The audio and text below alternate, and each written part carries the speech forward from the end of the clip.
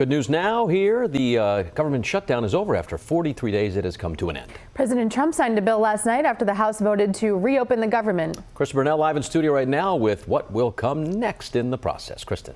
Well, good morning, Patrick and Kate. The House approved the measure after the Senate passed it, ending the 43-day shutdown that delayed air travel, halted pay for federal workers, and disrupted services for millions of Americans that they rely on, including food assistance. Lawmakers will now look to negotiate long-term funding and back pay for federal employees who worked without pay during the shutdown. The compromise funds 3 annual spending bills and extends the rest of government funding through January.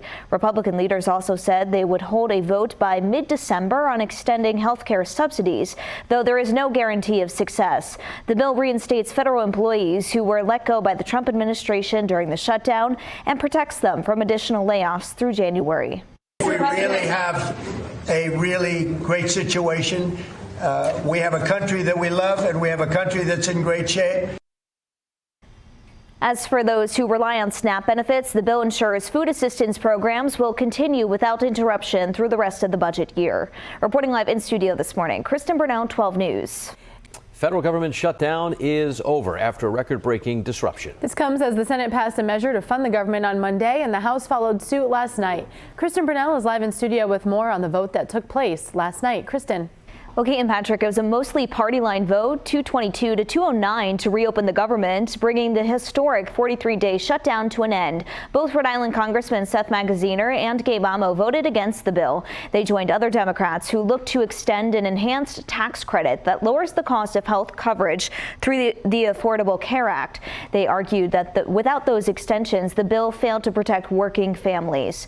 Meanwhile, Republicans called that a separate policy issue that should be addressed later. Ultimately, 8 senators broke with Democrats and voted against the final deal. The whole exercise was pointless. It was wrong and it was cruel. The Republican shutdown was a product of a false choice.